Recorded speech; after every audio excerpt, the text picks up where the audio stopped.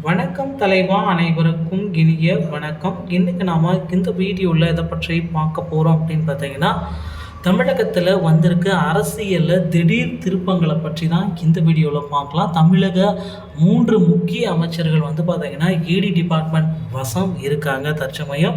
அதை பற்றி தாங்க முக்கியமான செய்திகளை பார்க்கலாம். அனைத்து சொத்துக்களையும் முடக்க போகிறதா சொல்லியிருக்காங்க. இடி டிபார்ட்மெண்ட் வசமாக 3 புள்ளிகள் வந்து அரசியலில் சிக்க போகிறதா சொல்லியிருக்காங்க. இவங்க கூட்டணியும் மூழ்கெடுக்க போகுதுன்றதை பற்றியும் இந்த வீடியோவில் பார்க்குறக்காங்க. தமிழகம் முழுவதும் உள்ள ஆறுகளில் இருந்து மணல் அல்ல வழிகாட்டு நெறிமுறைகளை வெளியிட்டது தமிழக அரசுங்க. சம்பந்தப்பட்ட மாவட்ட ஆட்சியர்களின் மேற்பார்வையில் மணல் குவாரிகள் அமைத்து மணல் அள்ளப்பட்டு வந்தது. அவ்வாறு மாவட்ட ஆட்சியரின் மேற்பார்வையில் அமைக்கப்பட்ட மணல் குவாரிகள் முறைகேடாக மணல் கடத்தப்படுவதாக அமலாக்கத்துறைக்கு தொடர்ந்து புகார்கள் வந்த வண்ணம் இருக்குங்க. அதன் அடிப்படையில் கடந்த ஆண்டு தமிழகத்தில் என்ன நடந்தது அப்படின்னு பார்த்தீங்கன்னா, அதன் அடிப்படையில் தமிழகம் முழுவதும் பல்வேறு மாவட்டங்களில் அமலாக்கத்துறை அதிகாரிகள் எல்லாமே சோதனைகள் எல்லாமே செஞ்சாங்க. செந்தில் பாலாஜி உள்ளிட்டோர் வந்து பார்த்திங்கன்னா கைது நடவடிக்கையும் செஞ்சாங்க.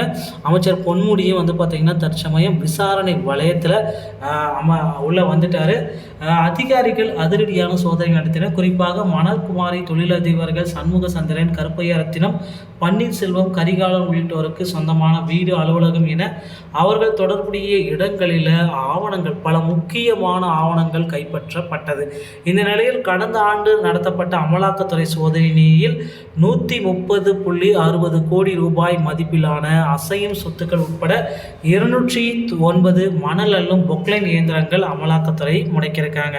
மேலும் அமலாக்கத்துறை சோதனையின் போது மணல் குமாரி அதிபர்கள் ராமச்சந்திரன், ரத்தினன், கரிகாலன் அவர்கள் தொடர்புடையவர்களுக்கு சொந்தமான 35 வங்கி கணக்குகளில் இருந்து 2.25 கோடி அமலாக்கத்துறை வந்து முடக்கியிருக்காங்க. மணல் குவாரி தொழிலதிபர்கள் ராமச்சந்திரன், ரத்தினம், கரிகாலன் 3 தொழிலதிபர்களும் திமுகவுடைய மூத்த அமைச்சர் ஒருவருக்கு நெருக்கமானவர்கள் என அரசியல் வட்டாரங்கள் தெரிவிக்கப்பட்டிருக்கிறது.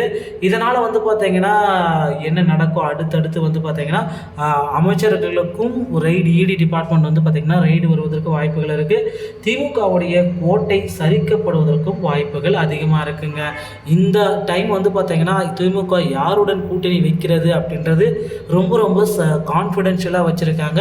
ஸோ விரைவில் திமுகவுடைய கூட்டணிக்குண்டான அறிவிப்பை நாம் எதிர்பார்க்கலாம். அரசியல் சம்பந்தமான செய்திகள் அனைத்தையும் நீங்கள் உடனுக்குடன் பெற விரும்பினால் நம்ம சேனலோடு இணைந்திருங்கள். அடுத்த வீடியோவில் சந்திக்கிறேன். நன்றி, வணக்கம்.